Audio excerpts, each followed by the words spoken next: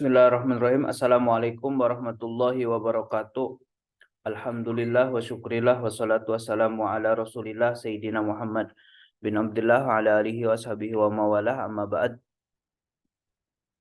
Yang kita hormati guru kita Buya beserta keluarga, yang kami hormati para perindu majelis ilmu online. Alhamdulillah kita bisa lanjutkan kajian kita fikih praktis. Mudah-mudahan ilmunya manfaat, diberi pemahaman yang benar, diberi kemudahan untuk mengamalkan ilmu. Langsung saja untuk memanfaatkan waktu, kita masih di bab pembahasan sunnah sebelum sholat. Masih kita ingat kembali bahwasanya sunnah yang dihadirkan di sini di sebelum sholat itu ada 4. Yang pertama azan, yang kedua iqamah, yang ketiga adalah memasang sutroh. Kemudian ini yang kita akan pelajari saat ini, yaitu merapatkan dan meluruskan barisan. Jadi merapatkan dan meluruskan barisan ini adalah kesunahan bagi makmum, bukan bagi imam. Cuma imam punya tugas mengomandoi atau mengaturnya. Jadi kesunahan ini bagi seorang makmum, bukan bagi seorang imam. Sesuai dengan hadis Nabi yang sering kita dengar adalah sawu sufufakum fa inna taswiyatas sofi min tamami sholat. Luruskan dan rapatkan barisan, karena meluruskan dan merapatkan barisan itu merupakan kesempurnaan sholat berjamaah. Jadi imamnya itu mengucapkan kalimat yang tadi kami sampaikan. Sawu sufufakum fa inna taswiyatas sofi min tamami sholat. Luruskan barisan kalian, barisanmu, sebab meluruskan barisan merupakan kesempurnaan sholat. Atau fa inna taswiyata sufu min iqamati sholat. Karena sesungguhnya meluruskan barisan adalah bagian dari menegakkan sholat. Jadi nanti biasakan seperti itu. Jadi para pejuang perindu kemuliaan, jangan sampai kita menyepelekan dan merapatkan barisan. Kemudian ancaman bagi orang yang nggak merapatkan barisan sangat luar biasa. Latusawunna sufufakum au liyukhalifannallahu baina wujuhikum. Luruskan barisan kalian, kalau tidak Allah akan menjadikan kalian saling berpaling wajah karena berselisih. Jadi ancamannya terjadi perselisihan. Makanya yang merasa akidahnya benar, ayo hal seperti ini jangan disepelekan, jangan ditinggalkan, jangan dianggap remeh, yaitu merapatkan dan meluruskan barisan. Barisan itu harus rapat dan rapi. Jadi rapatnya barisan itu bukan dari kaki ya. Kalau kakinya rapat, tapi kalau pundaknya nggak rapat, ya sama aja tidak akan rapi. Tapi dari pundak ini, dari sini merapat ke temannya yang ada di kiri kanannya, dimulai dari kalau berdua berarti kan sama, tinggal mundur ke belakang dikit. Kemudian kalau datang lagi berarti kan di sebelah kirinya, kemudian kedua makmumnya mundur atau imamnya maju, kemudian makmumnya merapatkan barisan. Nah, terus sampai kanan kiri kanan kiri kanan kiri kanan kiri kanan kiri seterusnya sampai penuh. Nah, di belakang itu mulainya dari tengah, bukan dimulai dari kanan, bukan dimulai dari kiri. Jadi merapatkan barisan ini dimulainya dari kanan, kemudian kiri, mundur ke belakang, atau imamnya maju, makmumnya merapatkan barisan. Terus kanan kiri kanan kiri kanan kiri kanan kiri kanan kiri kanan kiri sampai full. Setelah itu yang kedua juga dimulai dari tengah, kanan kiri kanan kiri kanan kiri kanan kiri terus sampai full. Seperti ini yang perlu diperhatikan ya para perindu kemuliaan. Jangan sampai kita tidak berusaha untuk mengamalkannya. Nah, di sini ada catatan yang kami hadirkan, yaitu menunda sholat setelah iqamah dengan jeda yang lama akan membatalkan kesunahan iqamah. Jadi kalau ada orang sudah azan, seorang muadzin sudah azan, kemudian sudah beriqamah, menggunakan iqamah, kemudian nggak segera sholat karena hal yang lain yang tidak ada kaitannya dengan sholat, maka nanti disunnahkan untuk mengulang lagi, kecuali karena meluruskan dan merapatkan barisan. Kenapa? karena meluruskan dan merapatkan barisan merupakan bagian daripada sholat, kesunahan dalam sholat. Jadi kalau tertundanya karena ini, maka tidak disunahkan lagi untuk mengulang dan merapatkan barisan. Nabi sangat perhatian dengan hal ini. Maka mari kita yang katanya rindu Nabi, jangan sampai kita tidak berusaha untuk mengamalkannya. Mudah-mudahan kita diberi kemudahan untuk mengamalkan sunnah-sunnah sebelum sholat. Ingat 4 hal ya yang perlu dihadirkan ketika sholat. Pastikan adzan, iqomah, kemudian masang sutro, kemudian merapatkan dan meluruskan barisan. Ini perlu diperhatikan. Baik, selanjutnya setelah kita bicara sunnah sebelum sholat, sebenarnya nanti ada sunnah ketika sholat, namun kita hadirkan lanjutan yaitu tentang rukun sholat. Nah, rukun sholat ini adalah hal yang wajib dihadirkan saat sholat. Jadi keberadaannya itu di dalam sholat, bukan di luar sholat.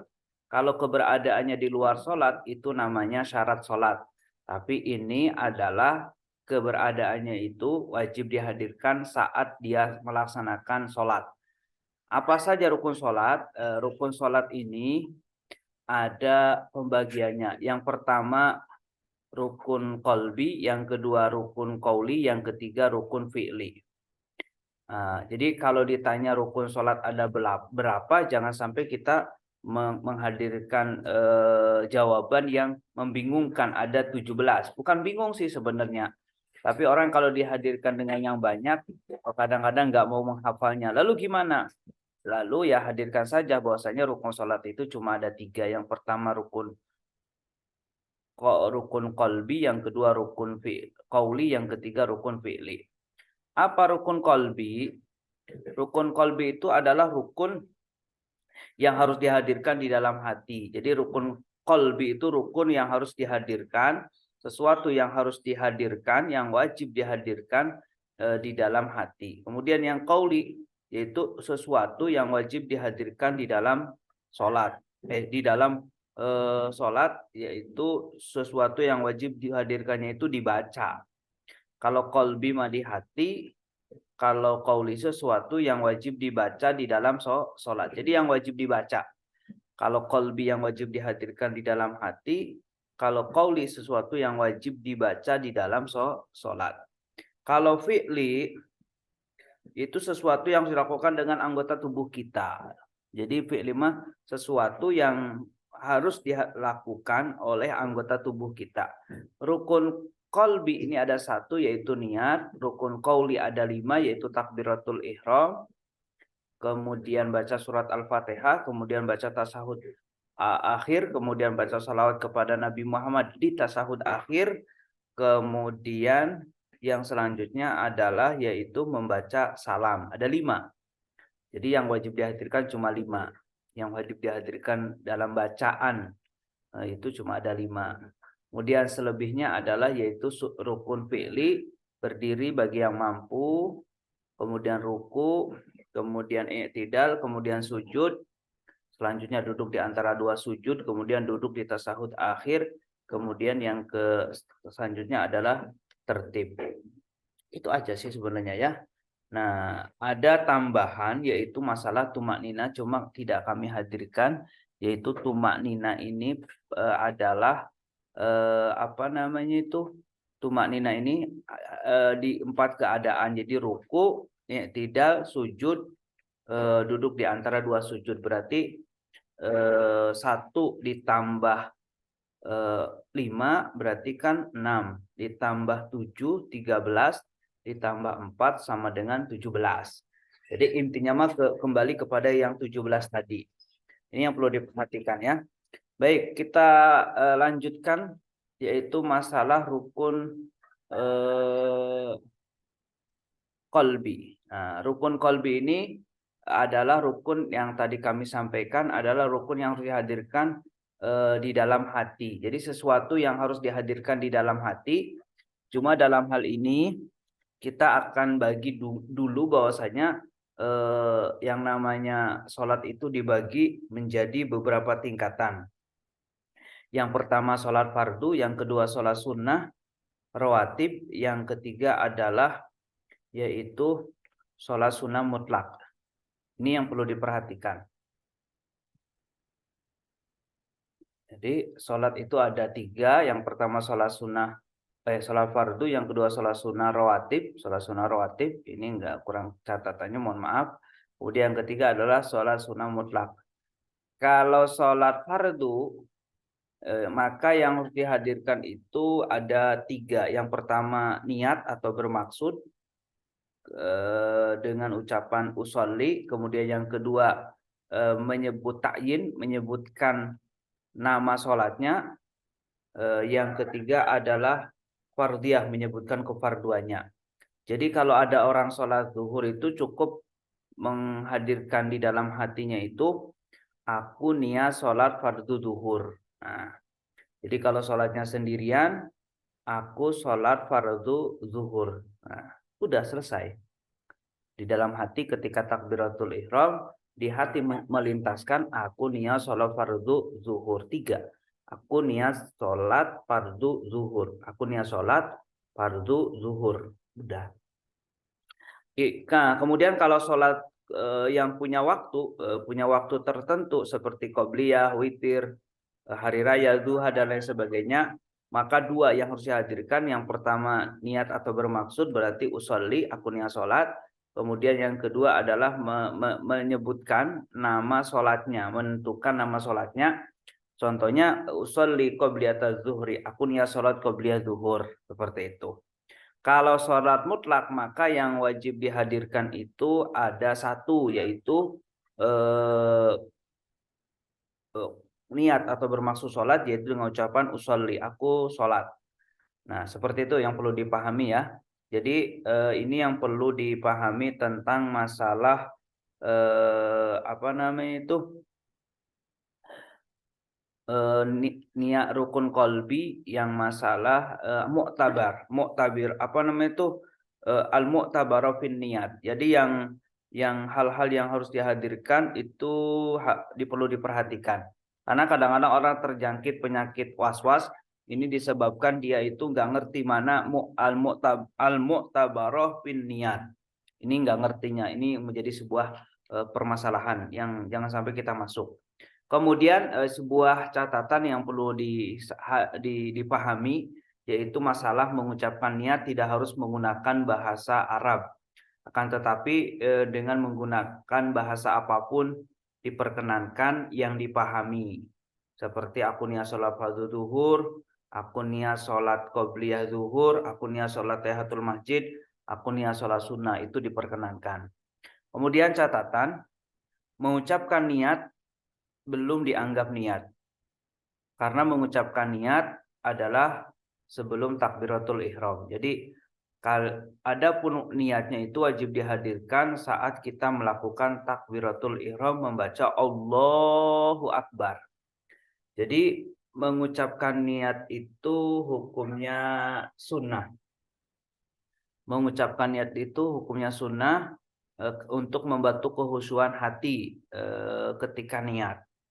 Kemudian wajibnya niat itu di dalam hati, karena tempatnya niat di dalam hati, seperti itu. Adapun tadi yang kami sampaikan, melafadzkannya itu hukumnya sunnah. Kemudian sebuah catatan yang terakhir adalah semua sholat sunnah yang satu tingkatan dengan sholat mutlak boleh digabungkan dalam satu niat, satu sholat. Satu sholat niatnya macam-macam, seperti wudhu, tahiyatul masjid, hajat, istikharah, tahajud, bisa dilakukan dengan niat untuk semuanya dalam 2 rakaat. Tapi kalau witir itu nggak bisa seperti itu. Nah, ini perlu diperhatikan ya, jangan sampai nanti para perindu kemuliaan katanya rindu sholat, tapi kalau dia terjangkit penyakit was-was itu kan was-was itu iya atau enggak, 50 atau 50-50. Ini kalau ada orang terjangkit penyakit was-was, maka dia itu akan mendapatkan kesusahan di dalam beribadah sholat. Maka pastikan Anda semua jangan was-was, dan kalau was-was segera berobat agar segera sembuh. Karena Masya Allah, ini penyakit zaman dulu juga ada sih, cuma zaman sekarang juga ada. Cuma zaman sekarang penyakit was-wasnya berkembang. Makanya jangan sampai kita terjangkit itu semua, berkembang. Ada orang was-was sholat, was-was mandi, was-was talak, dan seterusnya. Naudzubillah min dzalik. Mudah-mudahan kita dijadikan oleh Allah ahli sholat, dan mudah-mudahan sholat kita berjamaah, dan mudah-mudahan kita semua istiqomah di dalam melaksanakan sholat.